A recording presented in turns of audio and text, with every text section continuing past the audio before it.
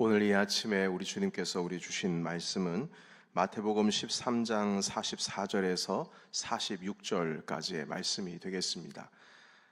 우리 함께 마태복음 13장 44절에서 46절 같이 한 목소리로 읽겠습니다.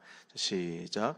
천국은 마치 밭에 감추인 보화와 같으니 사람이 이를 발견한 후 숨겨두고 기뻐하며 돌아가서 자기의 소유를 다 팔아 그 밭을 사느니라.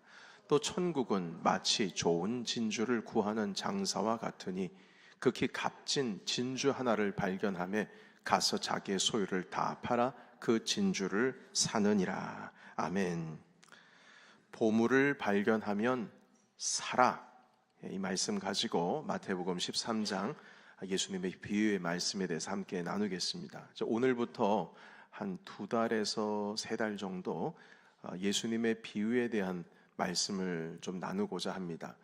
그 하나님 나라의 보화와 같은 그 가치가 얼마나 귀한지를 예수님의 비유의 말씀을 통해서 발견하게 됩니다. 주님께서는 평생에 하나님의 나라에 대한 말씀을 하셨는데 그 이야기들 중에 거의 반 이상, 거의 60% 이상이 이 비유의 말씀으로 두셔서 하나님 나라의 가치를 우리에게 가르쳐 주셨습니다.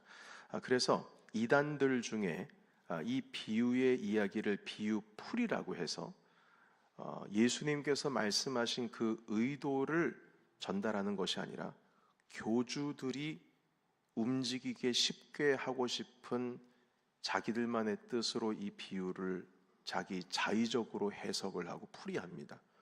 그래서 이단들이 나오게 되고, 이단은 거의 100% 이 비유 가지고 자기들의 정체성에 대한 풀이를 합니다. 그래서 이 비유에 대한 올바른 말씀의 방향을 잡지를 못하면 우리도 언젠가 혹시라도 그들이 우리를 찾아올 때 흔들릴 수 있습니다. 여러분, 놀라운 일은 제가 목사 때에 그들에게 전도를 당한 적이 있습니다. 지하철 4호선 이수역 총신대 입구에서 제가 목사임을 드러내도 안 믿습니다. 왜냐? 반바지 입고 슬리퍼를 신고 있었기 때문에. 그리고 가방 안에 뭐가 들어있냐고, 성경책 없다고. 아니, 목사가 성경책을 안 들고 다니냐고. 그래서 잠깐 실랑이가 있다가 저랑 같이 근처 교회 가서 얘기를 더 하자고 그러니까 도망가더라고요. 여하튼 이 비유에 대한 오늘에부터 있은 말씀들을 여러분 분명히 가슴에 새기고 예수 그리스도께서 우리에게 보여주신 하나님의 나라를 붙드시기를 주의 이름으로 축복합니다. 네, 우화라는 말이 있습니다. 대표적인 것은 이솝 우화죠. 우화는 동물을 의인화해서 일어나기 힘든 어떤 신비한 일들을 전제로 해놓고 그것을 설정을 해서 어떤 사회적인 풍자 그리고 도덕적인 교훈을 전달하기 위해서 만들어진 짧은 이야기를 우화라고 합니다. 자, 그러면 비유라는 것은 무엇일까요? 비유는 빗대어 표현한 이야기를 의미합니다. 내가 말하고자 하는 것을 직접 드러내지를 않고 어떤 비슷한 것이나 닮은 꼴이나 유사한 상황이나 그 유사한 일을 통해서 간접적으로 본질을 설명하는 겁니다. 그걸 위해서 이제 비유 이야기를 우리가 이해할 수가 있는데요. 여러분, 상대방이 한 번도 먹어보지 못한 과일을 그 맛을 알려주려면 먹지 않고 먹어보게 하지 않고 그걸 알려주기 위해서는 어떻게 표현할 수 있을까요? 태국의 어떤 한 청년이 한국을 여행을 한다고 하는데 겨울에 여행하고 싶답니다. 왜냐고 물어보니까 자기는 평생 눈이라고 하는 걸 모른대요. 그걸 좀 만져보고 냄새가 뭔지 맛도 보고 싶고 그렇다는 거죠. 그런데 그 청년은 어떤 유튜브를 통해서 우리가 봤을 수는 있어요. 영상으로. 그러나 보기만 했지 그 어떤 온도라든지 눈이 올 것만 같은 그런 모양들 있지 않습니까? 기후. 이런 것들에 대해서 전혀 몰라요. 그러니까 그걸 봄으로써 눈이 뭔지를 가늠하는 것입니다. 마찬가지로 여러분, 과일을 한 번도 먹어보지 못한 과일을 설명하려면 그걸 영상으로도 보지 않고 모로도 보지 않고 이 냄새로도 보지 않고 그걸 설명하려면 어떻게 할까요? 예를 들면 두리안입니다. 과일의 왕이라고 하는 두리안 전 먹어본 적이 없습니다. 그런데 그걸 먹어보신 분들께서는 제가 도저히 이해할 수 없는 이야기를 하곤 합니다. 먼저 두리안은 냄새가 역겹답니다. 그런데 맛은 너무나 좋다는 거예요. 달걀이나 양파 썩은 냄새가 난다고 하는데 맛은 끝내준다는 겁니다. 그 맛이 천국의 맛과 지옥의 냄새를 동시에 공유하고 있는 것이 두리안이랍니다. 저는 몰라, 이해가 안 돼요. 그게 가능한지. 호주에서는 호텔에서 한번 두리안 깠다가 가스가 새 나온 줄 알고 대피 나고 경찰도 오고 난리가 났다고 합니다. 그러니까 저는 이제 그런 이야기를 들으면서 근데 그걸 먹었는데 맛이 일품이라고 이해가 안 되는 거예요. 근데 사람들은 그 비슷한 맛이나 냄새를 가지고 경험해보지 못한 사람에게 최대한으로 설명을 하는 것이죠. 여러분, 그게 비유입니다.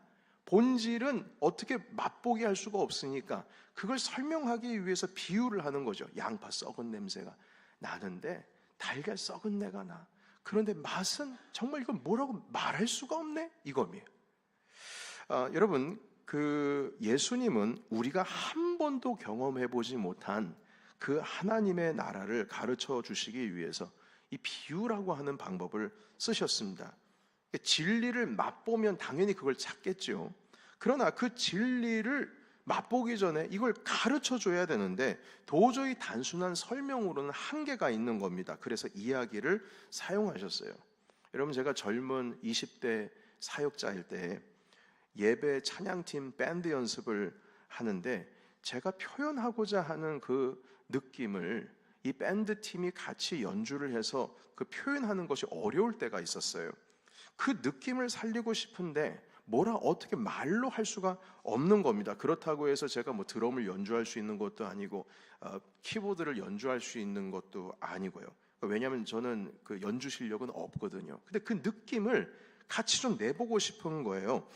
그래서 저는 이런 말로 제가 원하는 음악의 색깔을 내달라고 저희가 운영하고 있고 인도했던 찬양팀에게 20대 때 요구를 한 적이 있습니다. 예를 들면 이런 표현입니다. 한 마리의 백마가 새벽 안개를 뚫고 달려가는 것처럼 연주해 주세요.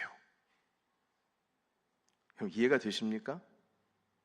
새벽 안개를 뚫고 한 마리의 백마가 쏜살같이 달려가는 것처럼 연주해 달라고. 그러니까 이해가 잘 안 되죠.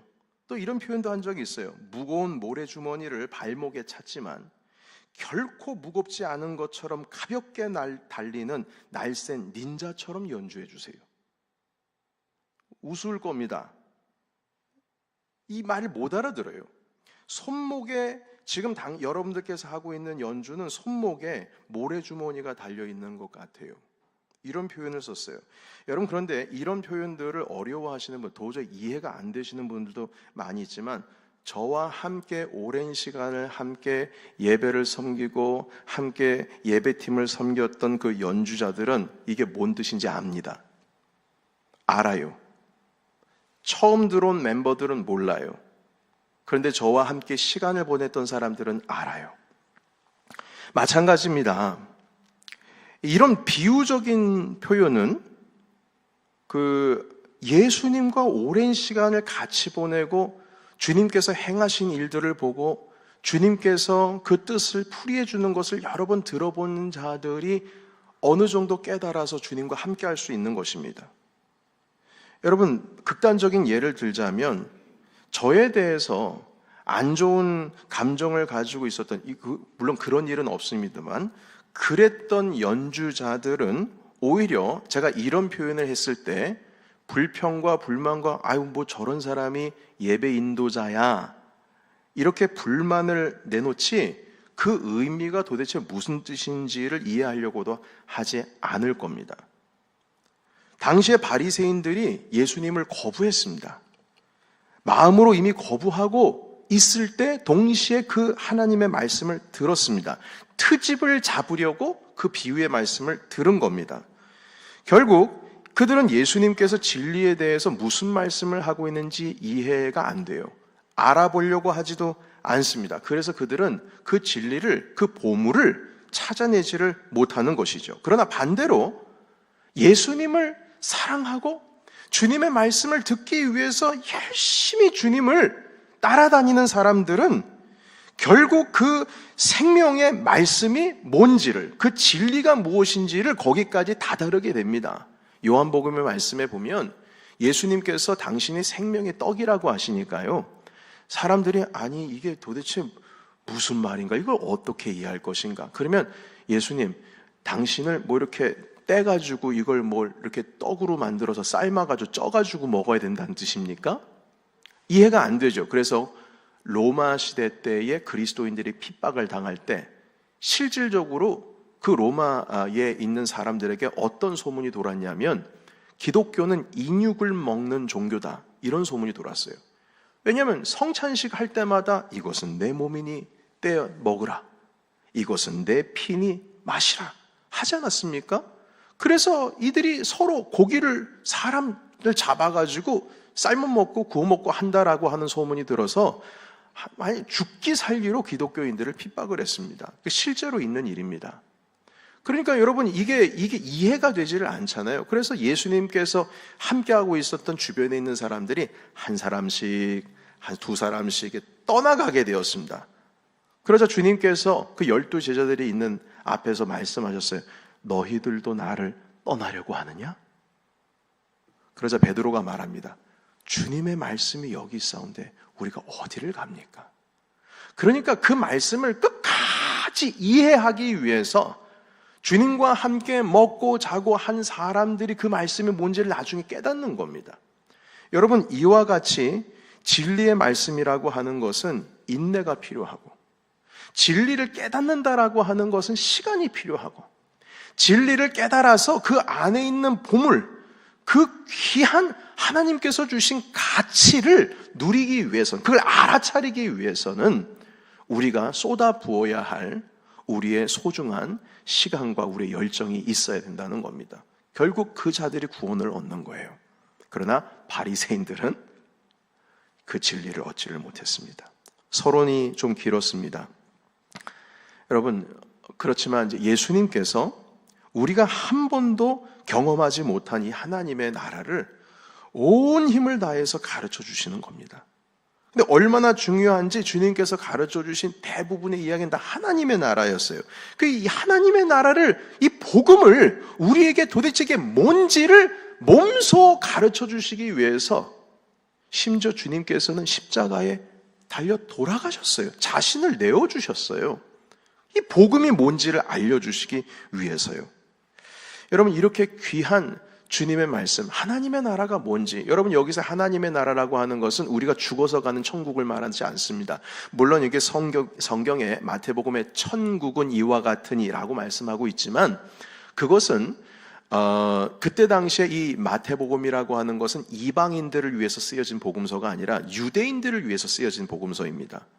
그런데 유대인들은 하나님이라고 하는 이름을 자기의 입술에 감히 담기를 원하지 않았어요. 왜냐하면 하나님의 이름을 망령되이 일컫지 말라는 십계명의 말씀이 있기 때문에 하나님이라는 이름을 쓰지 않았어요. 주님이라는 이름을 썼죠. 그런데 이 하나님 나라라고 하는 이름, 하나님의 나라는 이와 같으니, 그러면 벌써 유대인들은 아이고, 저 아주 그냥 못된 놈, 저 율법도 모르는 놈, 아주 그냥 저 경거망동하는구나, 이런 말을 할까봐 마태 사도께서 우리 예수님께서 쓰셨던 표현 가운데에 하나님 나라를 천국이라고 하는, heaven이라고 하는 이름으로 바꾸어서 말씀하신 거예요. 그러니까 여기서의 천국은 하나님의 나라를 의미합니다. 그래서 주님께서 이렇게 말씀하셨어요. 천국은 마치 밭에 감추인 보화와 같다고 하셨습니다. 어떤 소작농이요, 땅을 빌려서 농사를 지었습니다. 그리고 추수한 것의 일정량은 자기에게 땅을 빌려준 그 땅 본 주인에게 갖다 바치고, 그리고 나머지 수확된 걸 가지고 자신의 경제 생활을 하고 있는 것이죠. 자, 그런데 어느 날 이 농부가 땅을 갈다가 보화, 금붙이, 금화, 은화가 다 가득 담겨 있는 주머니를 하나 발견하게 되었어요.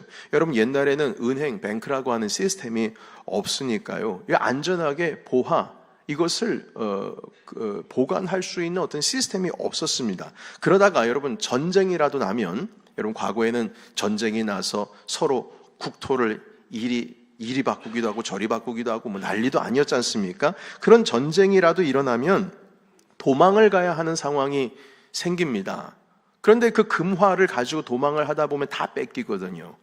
그래서 자기가 모르는 곳에 땅을 깊이 파서 거기에서 보화를 묻어두고, 그리고 나서 전쟁이 다 끝나고 돌아왔을 때 그걸 가져가려고 그렇게 안전하게 보관을 하는 겁니다. 그런데 그 도망가셨던 그분이 전쟁통에 목숨을 잃었어요. 그럼 어떻게 됩니까? 그 보화 주머니는 어느 누구도 몰라요.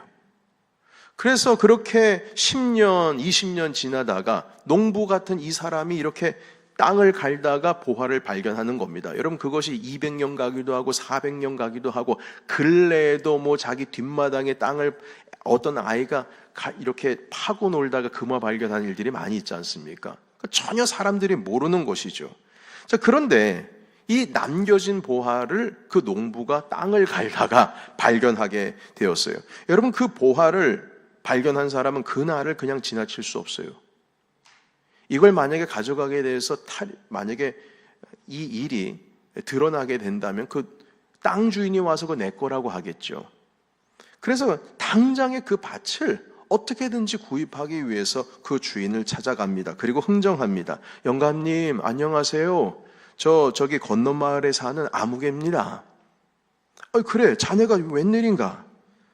네, 영감님, 제가 뵙고 좀 의논드릴 것이 있고 부탁드릴 것이 있어서 왔습니다. 저 영감님, 제가 그 일구고 있는 지금 밭 있지 않습니까? 그래, 자네가 지난 한 12년 동안 그 밭을 열심히 갈았지. 그런데요, 그 밭을 제가 열심히 갈다 보니까 정이 들어버렸습니다. 제가 이제 나이도 들고 저도 이제는 좀 어느 정도 땅이 얼마라도 좀 있어야지 제 마음이 편할 것 같고요. 그리고 다른 땅을 읽어가지고 산다는 게 쉽지 않을 것 같아요. 그냥 영감님께서 허락하시면 그 밭을 제가 이제 좀 구입해서 제가 제 땅으로 좀 삼고 싶습니다. 그 땅 주인이 그 값을 부릅니다. 정이 들었다고 하니까 높게 불렀어요. 터무니없는 가격입니다. 그런데 어떻게 하겠습니까? 이 농부는 그 보화를 얻기 위해서 어떻게든지 그 땅을 구입해야 되는 것이죠. 그래서 계약서를 마무리 짓고 집으로 돌아오는 겁니다. 농부는 콧노래를 부르면서 막 흥이 나서 집으로 돌아옵니다.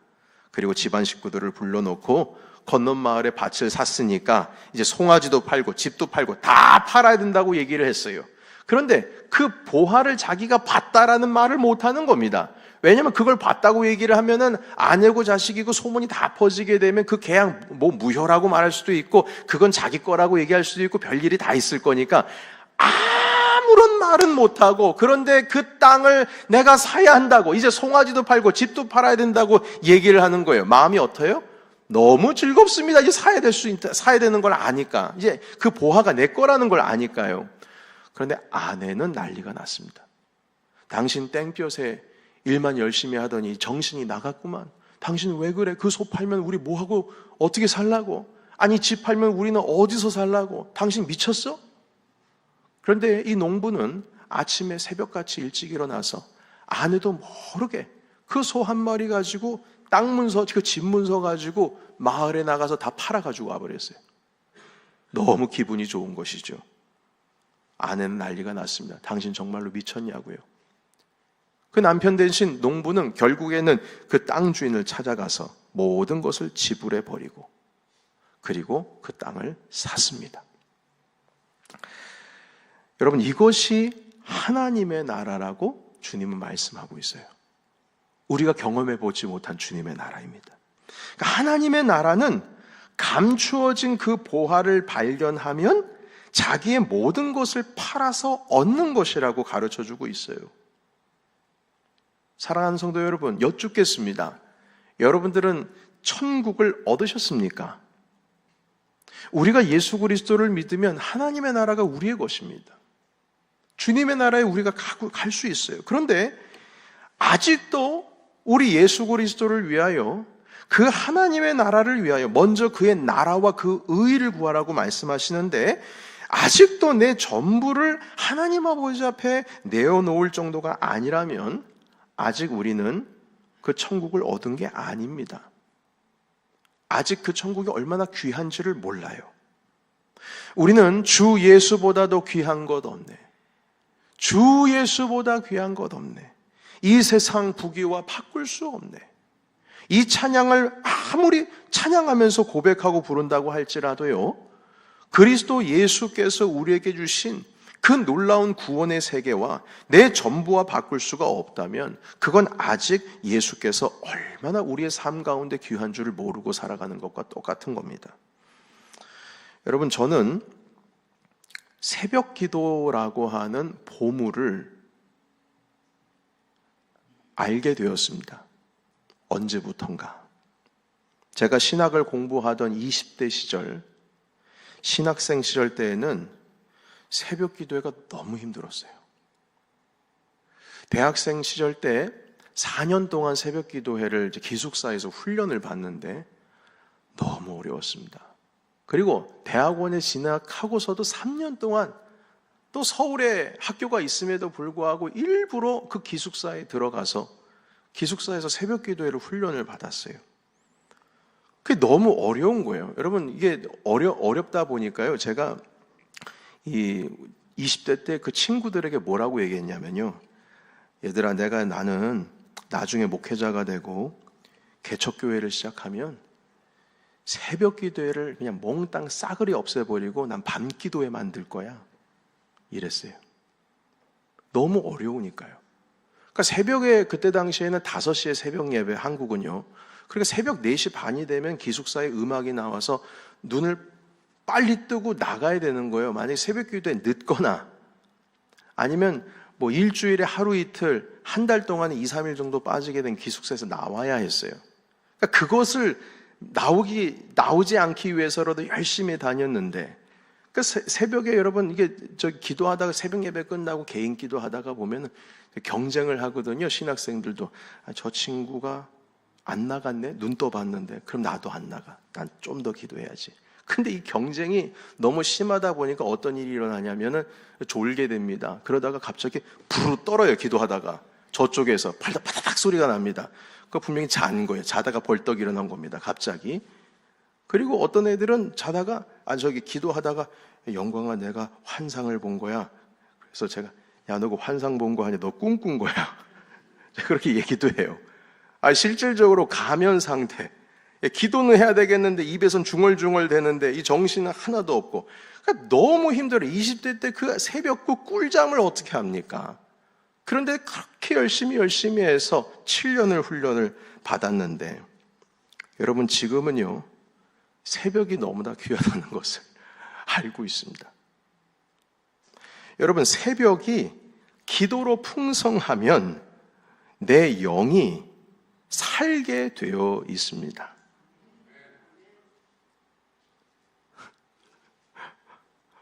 보물입니다. 그런데 이걸 뭐라 설명할 길이 없네. 새벽 기도가 풍성한 교회는 절대 망하지 않습니다. 절대 망하지 않아요. 새벽 기도가 풍성한, 새벽에 기도가 풍성한 교회는 오히려 살게 되어 있습니다. 살게 되어 있어요. 그 새벽을 깨우려면, 새벽을 풍성하게 하려면 내 것 가지고 있는 것 중에 팔아야 될 게 많이 있습니다. 그것을 얻기 위해서는 뭘 팔아야 되겠습니까? 시간을 팔아야 됩니다. 더 일찍 자야 되겠죠. 그리고 그 아침이라고 하는 그것을 팔아야 됩니다. 쉽지 않은 일이죠. 오늘 현대인과 같이 바쁜 생활 속에서 그 아침을 판다는 것이 이게 가능합니까? 여러분, 그런데 그 새벽이 보물이라고 하는 것을 아는 저는 우리 넘치는 교회의 새벽을 살려야만 했습니다. 왜냐하면 그건 제가 보물이라는 걸 아니까요. 아는데 만약에 그 보물을 살리지를 못하면 전 바보 목사죠. 새벽을 살려야 교회가 사니까요. 그래서 작년 가을쯤인가 새벽에 제가 직접 교회 차량을 움직이기로 제 스스로 결정을 내렸습니다. 그리고 김 목사님께, 그때 당시엔 전도사님이셨고 그리고 파트타임 사역자였고 풀타임 사역자가 아니었음에도 불구하고 제가 같이 차를 좀 몰자고 얘기했어요. 그래서 새벽에 2명의 목회자가 차를 몹니다. 새벽 4시 반부터. 그게 보물이라고 하는 것을 알기 때문입니다. 한 번은 제가 새벽 기도에 나왔는데, 옛날 일입니다. 딱 한 분 앉아 계셨어요. 그러면 저보다 그분이 더 당황스러워 합니다. 어디 나가려고 가지 마세요. 그리고 제가 설교하는데 어떻게 합니까? 그분만 보고 설교해야 되잖아요. 그분도 난감하고 나도 난감하고. 한 번은 눈이 많이 왔는데, 눈이 많이 오니까 제가 강단에 섰는데 뒤를 이렇게 돌아보는데 아무도 없어요. 그러다 한 분이 들어오시더라고요. 여러분, 이런 것들이 반복되어지다 보니까 안 되겠다. 깨워야 되겠다. 만약 2분, 3분 나오면은 내가 이게 새벽 예배 나와가지고 사람도 없는데 내가 나와야 되나? 이런 생각을 하실 수도 있어요. 그런데 보물이지 않습니까? 새벽이 보물이라는 걸 알아요. 새벽에 기도하신 성도님이 이 강단을 위해서 기도할 때 강단이 사는 것을 저는 믿고 있습니다. 제가 살기 위해서라도 새벽은 깨워야 되는 거예요. 이게 보물이잖아요. 보물인 걸 아는데 이걸 놓쳐요? 아니요, 절대 못 놓쳐요. 이걸 왜 놓쳐요? 그래서 제가 팔기로 했습니다. 제가 1시간 더 자는 걸 팔았습니다. 팔아야 돼요. 팔아야지 그걸 사지요. 보물을 사는 거예요. 작년 가을 이후부터 얼마나 감사한지 몰라요. 새벽에 피곤하죠. 그러나 제 마음 가운데 기쁨이 충만합니다. 교회만 나오면 함께 기도할 수 있는 분들이 다 계세요. 얼마나 감사한지를 몰라요. 여러분, 만약 새벽이 보물로 느껴지지 않는다면 전 중간에 포기할 수도 있어요. 심지어 어떤 성도들 중에서는 말리는 분도 계셨어요. 아니, 담임 목사님이 예배를 준비하기도 분주하실 텐데 새벽에 직접 운전을 하십니까? 보물이라는 것을 제가 알기 때문이에요. 그걸 알기 때문에 저는 기꺼이 사려고 하는 겁니다. 물론 교회가 여유가 있으면 운행하시는 분들 섬김을 받을 수도 있겠죠. 그러나 여유가 없으니까 새벽에 이 공간에 그리스도를 섬기는 성도들의 기도로 가득 채우기 위해서 저는 교회가 사는 것이 이 새벽이라는 걸 알기 때문에 기꺼이 저희 시간을 팔아서 보물을 산 겁니다. 보물을 산 거예요. 보물입니다. 하우 금요 예배는 2010년도에는 없었어요. 그때는 수요 예배가 있었습니다. 대신 뉴욕 플러싱 지역의 금요일만 되면 유리방황하는 청년들이 있었어요. 그래서 그 청년들이, 우리 교회 청년들은 아니지만 교회도 왔다 갔다 하는 청년들 다 데려다 놓고 예배를 하기 시작했어요. 부흥이 될 때에는 그 청년들 중에 40명, 평균 한 30명 정도 모이고 50명까지 모였었습니다. 제가 우리 교회 힘든 시기를 지나갈 때에도 그 예배만큼은 절대 놓지 않았습니다. 거기서 제가 힘을 얻었어요. 그때 만난 청년들 중에 지금 우리 교회 섬기고 계신 집사님들도 계십니다. 한두 명이 아닙니다. 귀한 모임이었어요. 그리고 몇 년 지나고 나서 유학생 청년들이 다 한국으로 돌아가고 또 어려운 일도 겪게 되고, 그래서 이 모임을 계속 지속할 수 있을까 고민하다가 우리 교회 몇 년 전부터 수요 예배를 금요일로 바꾸어서 우리 장년들과 함께 예배를 드리고 있습니다. 그 청년들과 모임했을 때 이름이 하우였어요. Heart of Worship. 그것을 우리 장년들 모임으로 해서 하우 금요 모임이라고 이름해서 예배를 드리고 있습니다. 하나님은 저에게 이 금요 예배가 우리 교회의 보물이라고 제 마음 가운데 가르쳐 주셨습니다. 이건 저에게 주신 마음이에요. 그런데 제가 품었던 마음은요, 개인적인 게 될 수가 없습니다. 왜냐하면 저는 넘치는 교회의 담임 목사이기 때문입니다. 저에게 주시면 이건 여러분들의 것입니다. 저에게 주셨으면 이 마음은 여러분들이 같이 품어야 될 마음이에요. 하나님께서 제게 마음을 주셨어요. 그래서 제가 쏟아 붓는 겁니다. 어떻게든 우리 교회 성도들이 찬양해야 우리 가정 살고 우리 개인이 살고 우리의 영성이 살고 교회가 사는 겁니다. 어떻게든지 기도해야지요. 부르짖는 기도 언제 해봅니까? 언제 해봐요? 일주일 동안 세상에서 살다가 주간의 마지막 그 주말이 되었을 때 그 저녁 시간을 하나님께 올려드릴 때 그때 마음껏 찬양해 보는 겁니다. 여러분, 평상시에 얼마나 많은 찬양을 해요? 얼마나 많은 기도로서 우리가 부르짖고 하나님께 기도하고 있습니까? 아니잖아요. 쏟아 부어야죠. 쏟아 부어야 되는 것입니다. 여러분, 우리가 하나님께 나아가는 방법을 게을리하면 죽습니다. 주님께 가까이 나가는 법을 잃어버리면 죽는 거예요. 예배가 보물인 줄로 믿습니다. 우리의 예배하는 것이 보물이에요. 그 보물을 아는 사람은, 찾은 사람은 어떻게 합니까? 그 보물을 위해서 내가 가지고 있는 것을 팔아요. 그리고 그걸 삽니다. 예수님 말씀하셨어요. 어느 누구든지 보물을 발견했어? 그러면 당연히 그 보물을 산다. 말씀하셨습니다. 그래서 농부 보화 비유 이후에 진주 비유도 주님 말씀하셨어요. 45절의 말씀 스크린 띄워주시기 바랍니다. 같이 읽겠습니다. 시작. 또 천국은 마치 좋은 진주를 구하는 장사와 같으니. 46절. 극히 값진 진주 하나를 발견하며 계속 가서 자기의 소유를 다 팔아 그 진주를 사느니라. 아멘. 여기도 다 판대요. 그거 하나 구하기 위해서. 보화를 찾으면 사게 돼 있습니다. 팔게 돼 있어요. 진주를 발견하면 자기의 소유를 팔아서 그걸 사게 돼 있습니다. 이게 맞는 거예요. 여러분, 이 말씀의 뜻은 반대로 그것이 보물인지를 알아차리지를 못하면 자기 소유를 팔 수 없다는 뜻과도 같습니다. 희생하지를 않는다는 것이죠. 보물인지 알면서 사지 않는 것은 바보고요.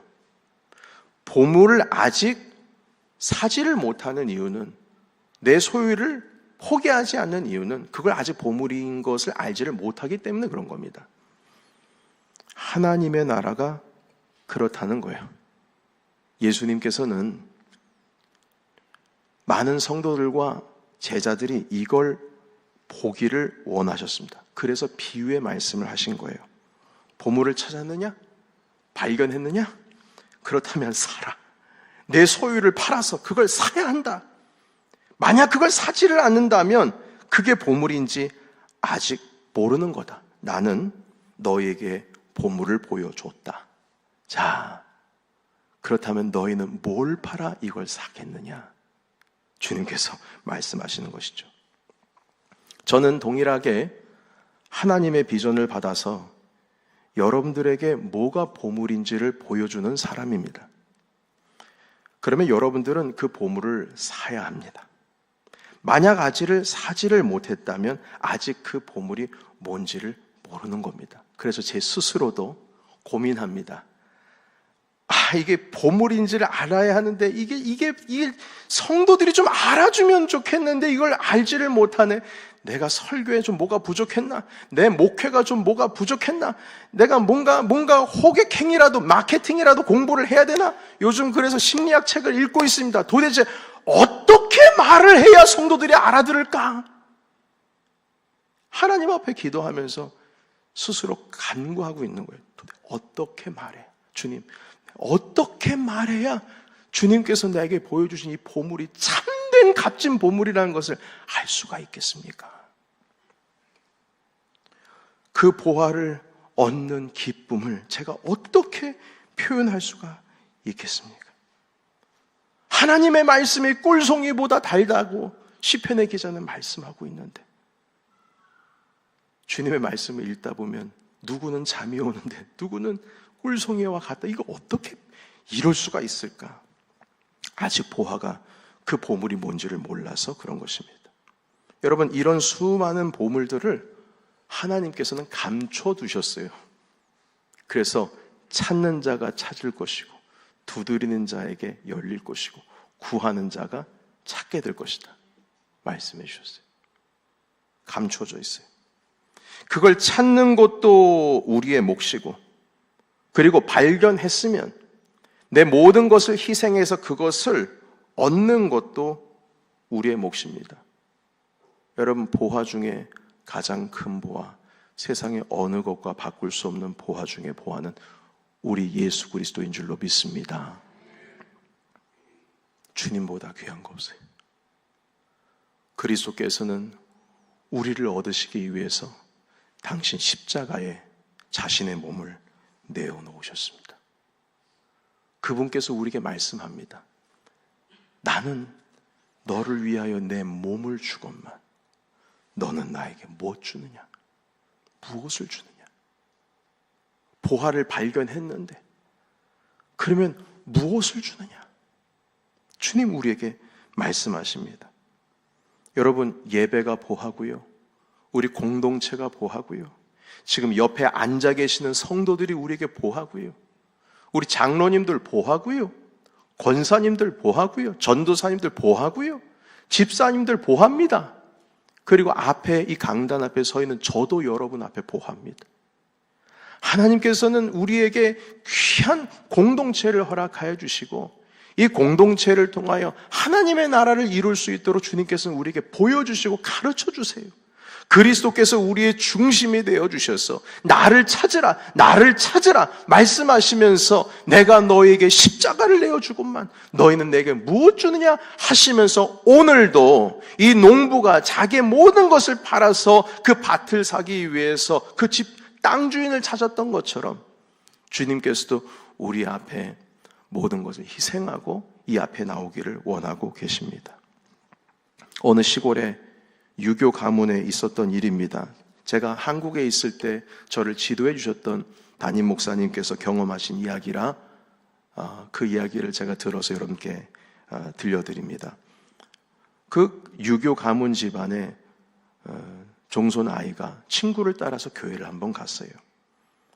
그런데 이것을 알게 된 할아버지께서 절대 안 된다고 난리가 나셨습니다.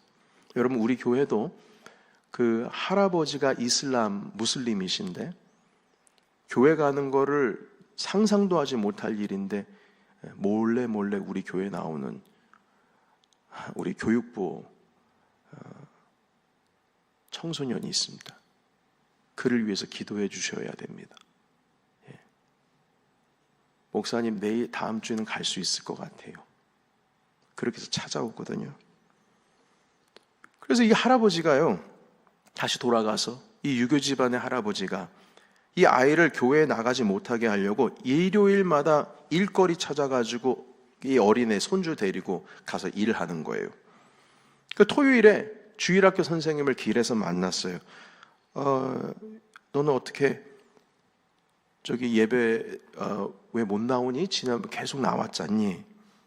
내일 선생님이랑 교회에서 만나자. 자, 그러자 이 아이가 대답했습니다. 네, 선생님, 내일 봬요. 그런데 대답은 했는데 토요일 하루 종일 이 교회 못 가게 하기 위해서 주일마다 일요일 아침마다 나를 일하는 데로 데려가는 이 할아버지가 자꾸 걸리는 거예요. 근데 할아버지가 이번에는 목화밭에 가서 손주에게 너 여기서부터 여기까지 오늘 내일 저기 밭에 가서 해야 되는 거야. 그러니까 어디 갈 생각 하지 말고 일요일 아침에 일찍 일어나서 할아버지랑 목화밭 가자 그랬어요. 자, 그런데 이 토요일에 잠을 자는데 자꾸 교회가 보이고 선생님이 보이고 아까 했던 약속이 생각이 나고 그러니까 잠을 못 자고 12시가 넘어가는 겁니다. 그러니까 이 아이가 잠에서 일어나서 몰래 집에서 나와가지고요, 그 목화밭에 나타나 들고 갔어요. 그리고 그 어두운 밤에 그 목화를 하나씩 꺾는 겁니다. 낯질해가면서 아무것도 잘 안 보이는데. 그러다 보니까 손에 이 상처가 나서 피가 막 물들고 또 가지가 튕겨나가면서 얼굴에 찍혀가지고 얼굴이 파이고 상처가 나고 피가 흐르기 시작합니다. 새벽 내내 그 목화 다 꺾어가지고 따냈어요. 그리고 나서 이른 새벽에 몰래 또 집 안으로 들어갔습니다. 아침에 할아버지가 아이를 깨웁니다. 목화밭에 일을 하러 가야 하니 빨리 일어나서 밥 먹어라. 자, 그러자 아이가 일어나서 할아버지 앞에 딱 섰는데 벌써 얼굴이 다 파이고 상처가 나고 온 손에 이 핏물이 들었어요. 아니, 너 도대체 어떻게 된 일이니? 할아버지, 저 교회 너무 가고 싶어서 새벽에 잠도 안 오고 해서 목화밭 그거 일할 거 오늘 할 거 저 다 했어요. 할아버지, 저 오늘 교회 가도 되지요? 물어본 거예요.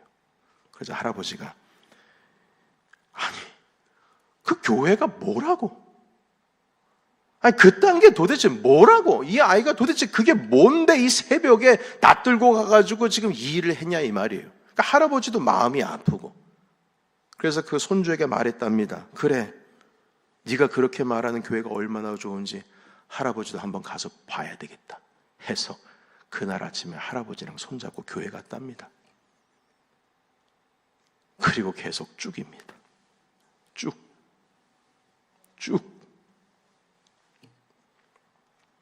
여러분, 보물을 발견하면 그 아이는 새벽을 포기하고 그 보물을 가진 거예요. 그 할아버지도 그걸 본 겁니다. 한국에서 섬겼던 교회 목사님이 해주신 말씀이에요. 시편의 한 기자는 이렇게 노래하기도 했어요. 시편 84편 10절입니다. 주의 궁정에서의 한 날이 다른 곳에서의 첫날보다 나은즉 악인의 장막에 사는 것보다 내 하나님의 성전 문지기로 있는 것이 좋사오니. 아니, 얼마나 좋으면 성전 문지기로 평생 사는 게 좋다고 합니까? 얼마나 좋으면 다른 좋은 곳에서의 첫날보다 우리 주님의 집에서 하루 사는 게 제일 좋습니다. 이렇게 표현합니까?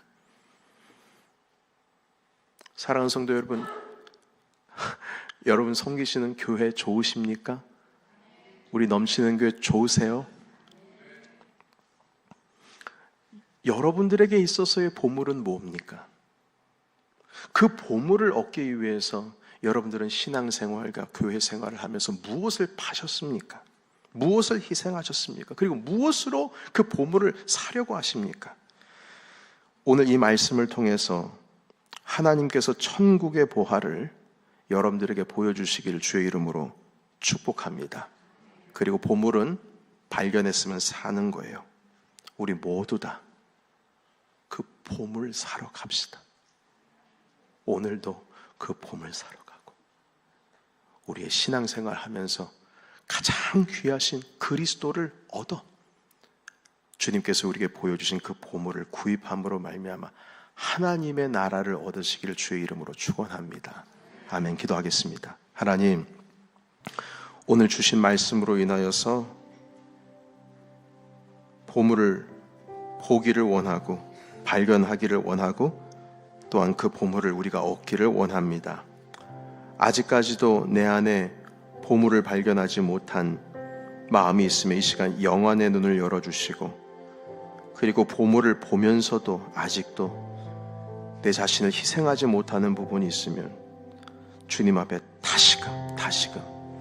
다시금 모든 것을 팔아 하나님 아버지 그 보물을 소유할 수 있도록 주는 우리의 마음을 이끌어 주시옵소서. 목화밭에 가서 그 밤에 어둡고 보이지 않는 곳에서 나타나 들고 주일 예배를 하나님께 드리기 위해서 애를 썼던 그 아이처럼 그 심령을 우리에게 주시고 하나님의 나라를 참되게 구할 수 있는 우리 주님의 자녀 되게 하옵소서. 우리 함께 하나님 음악에 맞춰서 기도하며 나가기를 원합니다. 기도하겠습니다. 하나님 아버지, 주님의 보물을 우리가 얻기를 원합니다. 하나님, 우리의 눈을 열어주셔서 주님 하나님 그 보물을 얻게 하옵소서. 우리 마음 가운데 가장 소중한 것, 그 보물을 얻기 위해서 희생하는 법도 배우게 하시고, 하나님 아버지 한 걸음 한 걸음 하나님 그 보물을 구입하기 위해서, 사기 위해서, 하나님 아버지 그 보물을 찾기 위해서 오늘도 하나님 주 예수 그리스도와 함께 동행하기를 원합니다. 이 자리에 모여 계신 많은 분들의 심령의 문을 열어주시고 하나님 천국이 무엇인지를 가르쳐 주시며 하나님의 나라가 무엇인지를 우리가 깨달아 알게 하옵소서. 예수님의 이름으로 기도하옵나이다. 아멘.